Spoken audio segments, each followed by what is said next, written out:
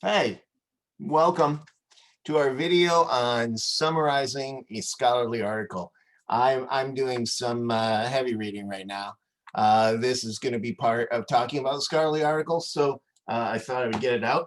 Also wearing my Legion of Superheroes t-shirt because they are a subject of this particular article. So hello and thank you for tuning in. I'm going to avoid saying anything specific about the course to allow this video to be reused. And I'm going to put it out publicly in case my comments are of use to anyone that is trying to summarize a scholarly article. So some basics about what to do. Make the first read of your article. That's not how I want to say it. Already we're off to a great start with the video.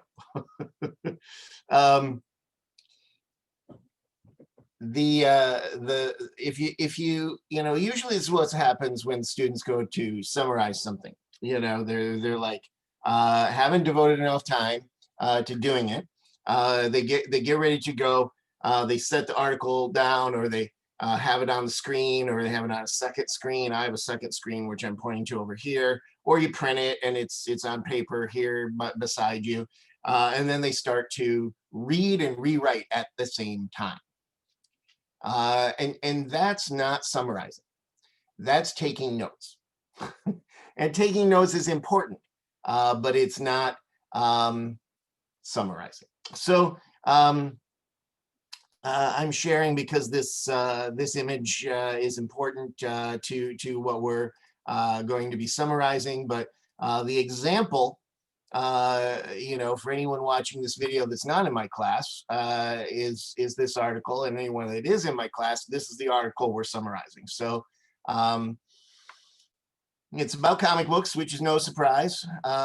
Black Skins in White Masks, Comic Books and the Secret of Race by Mark Singer. It was published in 2002 in the journal, the African American Review, volume 36, number 1. And I'm going to kind of walk through, how we would go about summarizing this. Let me go back to the image because I think that's good. So we're practicing reading and understanding scholarly articles together and to discuss both in groups and as a whole class so that you're better prepared to read and understand the scholarly articles that you will use in your project. Scholarly articles are one of the hardest hurdles for our class and for research project work. Whether you're in my class at Lower Columbia College or you're tuning in because I put this out publicly, it's pretty much true throughout the academic world that getting students to find scholarly articles at all is the first challenge, even if we require them as part of the project assignment. Then getting students to read the articles is the next hurdle. And then getting students to understand the articles well and use them wisely in the project is the last and final hurdle, and probably the most difficult hurdle at all. So my class, we're going to work together to practice these skills, and I hope that in whatever other classes that you're in, if you're tuning in, you are going to practice these skills as well. So if you look at the assignment, which I actually have up here, this where the image is up at top of, basic MLA format. 12-point font, margins, all that stuff. I like single spacing for margin for summaries, so please single space. I set a length of 400 to 600 words and wrote a bunch of reasoning for how I arrived at that, because really 1,200 words would probably be more appropriate as 1/5 of the original, but that's a pretty long summary. And so I'll talk about that some more in a minute. Here's what I recommend when you have a scholarly article. I recommend reading the article as soon as you get the assignment. And ultimately, you should take notes on it and then outline it. And I recommend active reading. This is not only a method for this assignment, but all your work with sources, whether you're in my class or other classes. You should always take notes as you read, and then consider outlining the main ideas and some of the other auxiliary ideas that you are going to put in your summary, especially if you're working with a long and complex article.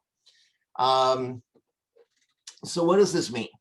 What does it mean to be an active reader?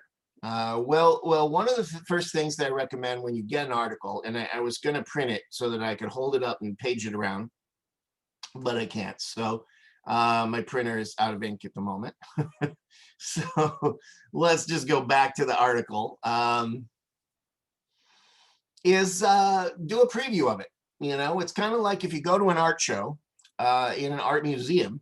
I don't know about you, but I like to walk through the whole show unless I ask someone and they say, if you do that, it'll ruin surprises. So don't do that.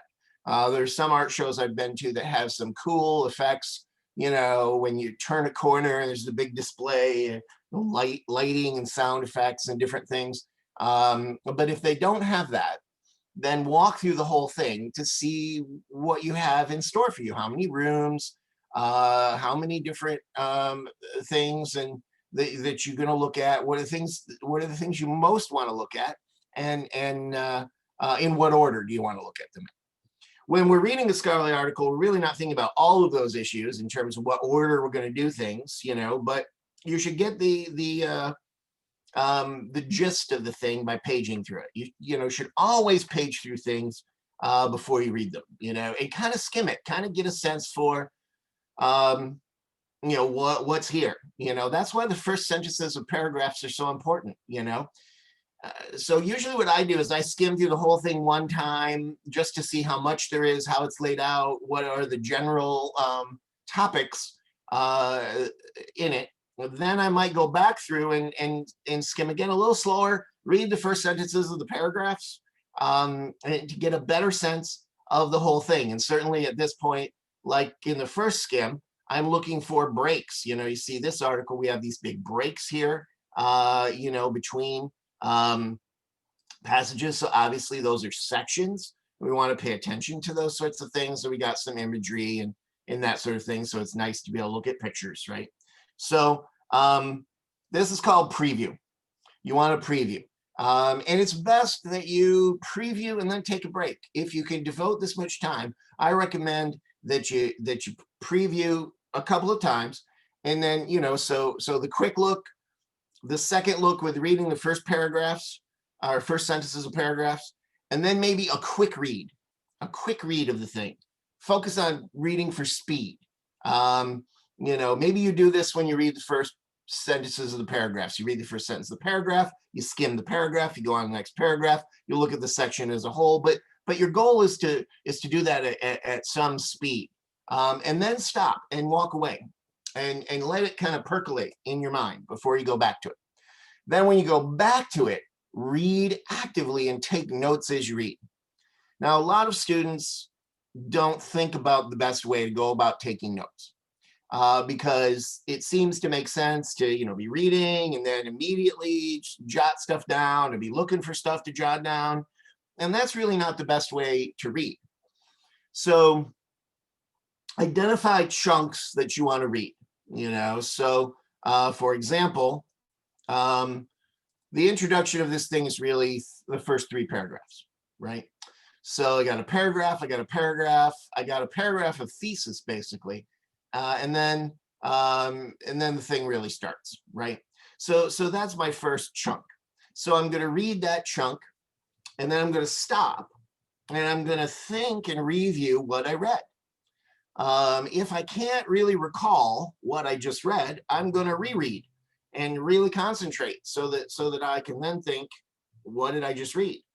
And then I'm going to take notes on the whole chunk, and then I'm going to go on to the next and do that again. Now the next chunk is even longer. And so maybe I'll go a paragraph at a time. Sometimes that's more useful, so I've identified this next chunk is pretty big. So I'm going to read this next paragraph. I'm going to read the whole thing, and then, I'm going to stop and reflect. How would I summarize this? You know, what are the key ideas? And then if I can't get that all just in my reflection in my mind, I will, you know, of course, be constantly going back and forth between that and the notes, you know, between the article and the notes. So this method is active reading. Read, stop, review, reflect, reread, take notes, repeat. Also, sometimes as you're working with a thing, depending on how much time you've received it before the due date and how much time you're devoting to doing it, it's helpful to explain it to somebody else. So can you, after you've read the whole thing and taken some notes, can you explain, so I'm, you know, hey, I'm doing this summary on this article. It's about this. And then see if your explanation makes sense. If you have a good sounding board person, they may have questions. So they'll say, that doesn't make that sense. I don't understand what you mean. And they'll ask you a question. And then can you answer that question without looking at your notes? Do you have a pretty good sense of what the article is about? That's typically a summary when you do it like that, right? So that's a good starting point to get you, you know, like after you've read the whole thing, do you have an understanding of the main idea of the whole thing, right? So, okay, let's look at this thing one part at a time, right? So as I already said, the first part is the first 3 paragraphs that lead up to the thesis. Now, for my students, I chose this article because it's lengthy. I'm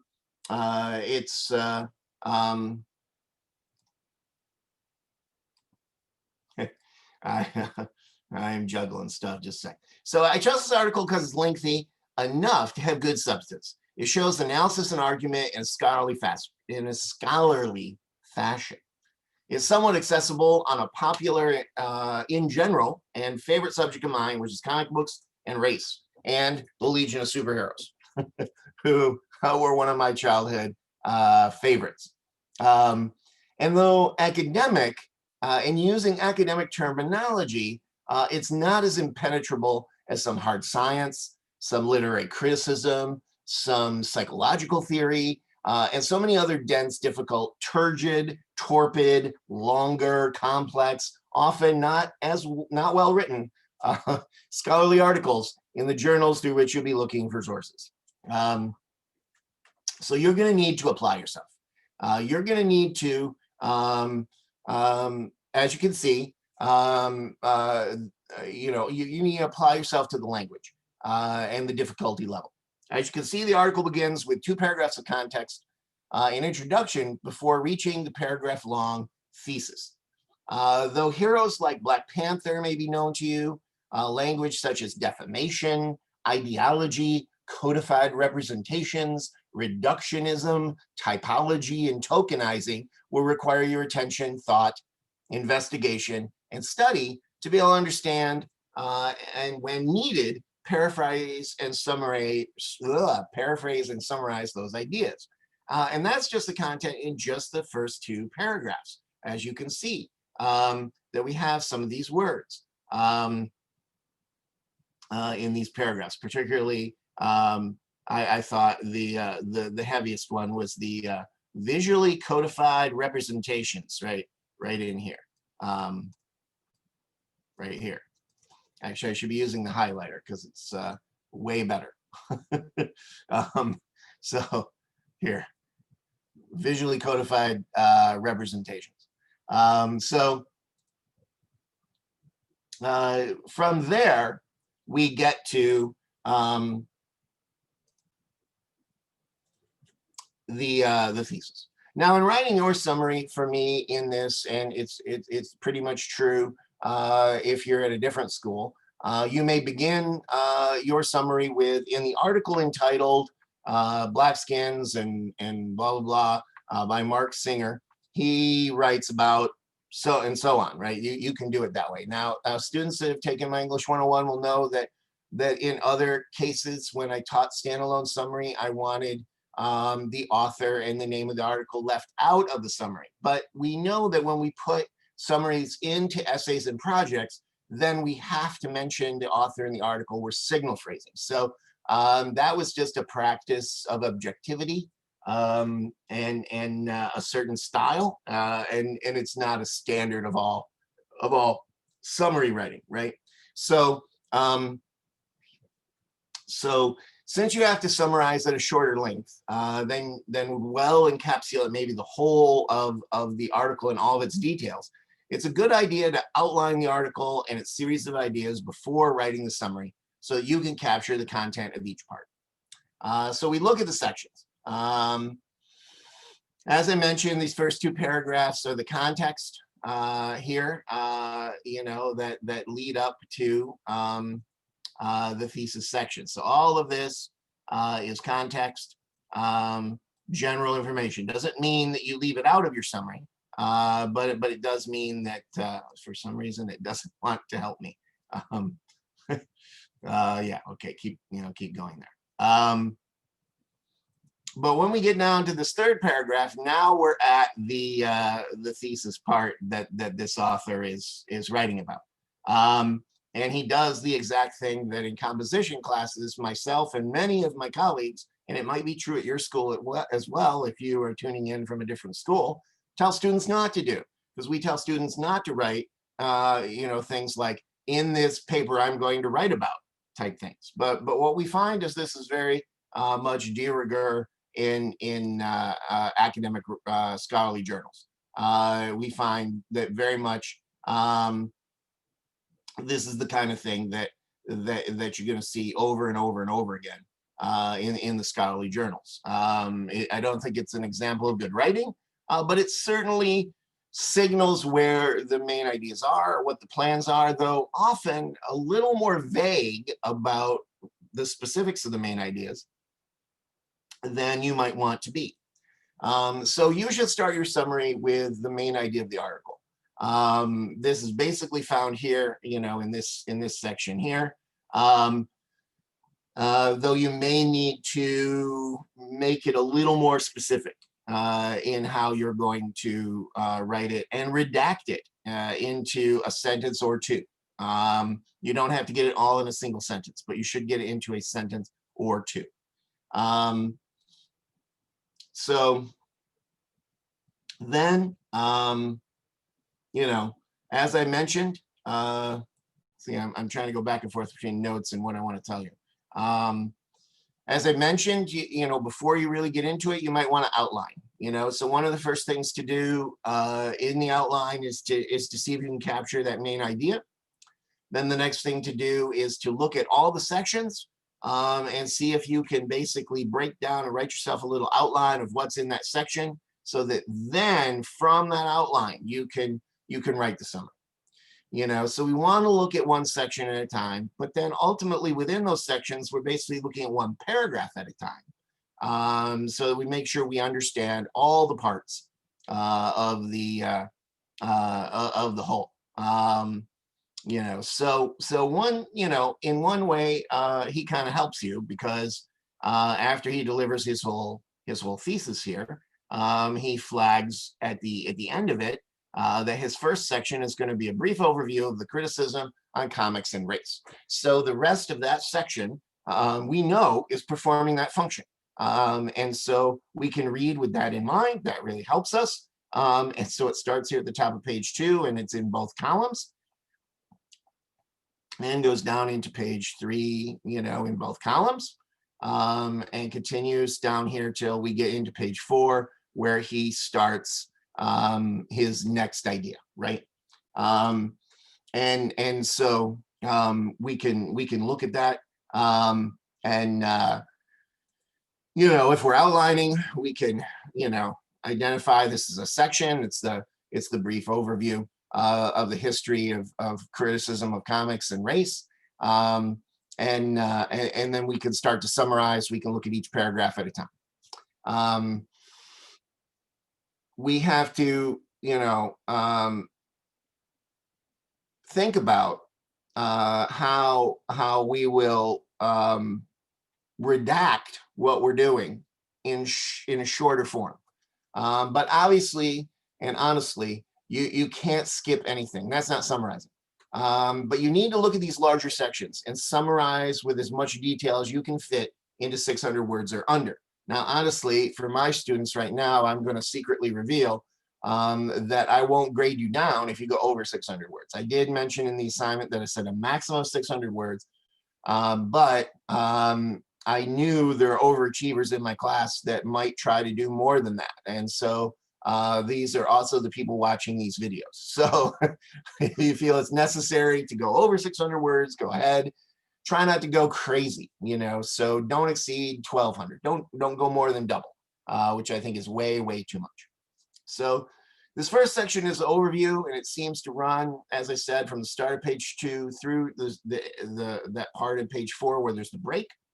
And then he's going to switch to talking about the Legion of Superheroes, who I have depicted here in my t-shirt, and the contradiction of its apparent diversity, which he pretty much sets you up with. You know, he uses this word contradiction here, but then pretty soon we get this more or less a thesis that their apparent diversity proves to really only be skin deep. It's only sort of a veneer. Now we also got to understand that the Legion of Superheroes started in the 1950s. The 1950s was not a time of great, you know, diversity. We got Superboy there. You know, they're a bunch of white kids, and they're, you know, because there weren't any people of color in comic books other than aliens. You know, like you can see on my shirt here. You see Chameleon Boy here is orange, but otherwise, well, and Princess Projector over here is a little different than the typical Caucasian. We do have a character down here that's African American, but this is a depiction of the Legion from the 1990s and into the early 2000s, not the 1950s, right? So this first section goes through to page 6. So it does have a poor image here, but actually from a 1976 version of the Legion, like issue of Legion of Superheroes, and quite a lot of content here. It actually mentions some of the stuff that was happening in the 1990s around the time that my t-shirt was made. And so then the next section starts down here on page 6. And this is where he switches to talk about Black Lightning, which was DC's 1970s answer to the Black Panther, which was revived again in the 1990s, written by Tony Isabella, which he mentions here. But he doesn't stick specifically with Black Panther right away, or excuse me, Black Lightning right away. Instead, he surveys a variety of comics and heroes to analyze how comics have addressed race, including the Green Lantern panels that I showed you on the assignment and had here earlier in the video, which are here in color because the black and whites in the article are pretty crappy. So this is one of the, you know, seminal moments in comic books on the confrontation of race issues with white superheroes in the gosh, I can't remember if this was published in the late 60s. I want to say it was the late 60s, but don't quote me on that, as I'm not positive. So all right, so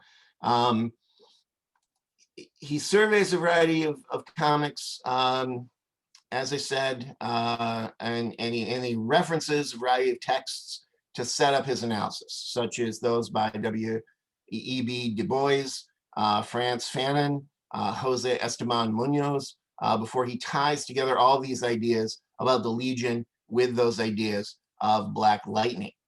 So this starts on page 6 and it goes down here. Here's that crappy image that I just showed you in color. Continues down here into page 8. And eventually he brings it back around to talk about Black Lightning specifically, after he's set up a lot of source material that addresses it.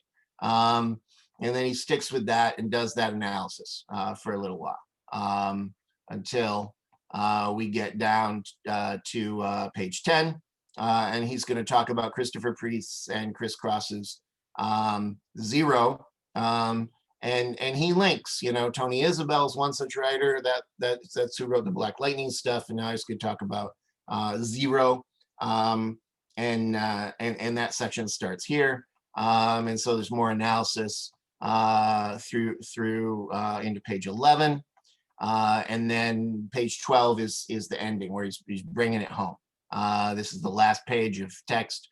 Even though the file goes to 13, there's works cited and notes. And don't be afraid to look at the notes. It's important to look at it, at those notes. They can be edifying. They might not necessarily become part of your summary, but they can add knowledge, which is why they're there. So he links Zero and Black Lightning together here at the beginning of his conclusion, because that's the last two things he talked about. So really, when you look back on what he wrote, he gave you some background. That's number one. He analyzed the Legion of Superheroes. He analyzed Black Lightning. He analyzed Zero. And all along the way, he used a lot of important writers. Some that are well known that you should know, like Du Bois, Ralph Ellison. Others that you might learn for the first time here and have to learn about, such as us comic book fans know about Dr. Frederick Wertham, because he wrote a very scathing criticism of comics in the 1950s that almost shut down the comic industry, which is another long story that I won't get into. But the seduction of the innocent is something that we all know about and hate. But others like Fanon and Munoz and others that he referenced in his throughout his analysis, right? So then as you're reading along, you come across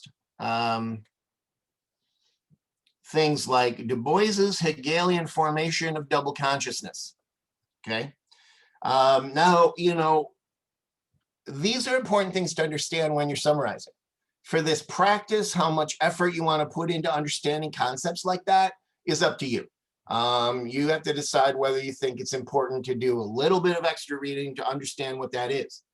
Even for some of you, existentialism is not going to be well known, and you may have to investigate that a little bit as well.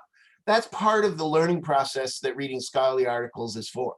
But you live in the world of the internet. Very quickly, easy to get some quick knowledge on existentialism.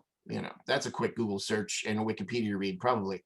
But if you just, like I did, highlight Du Bois's Hegelian formation of double consciousness, and it takes you straight to a variety of pages. The first one let me know that he's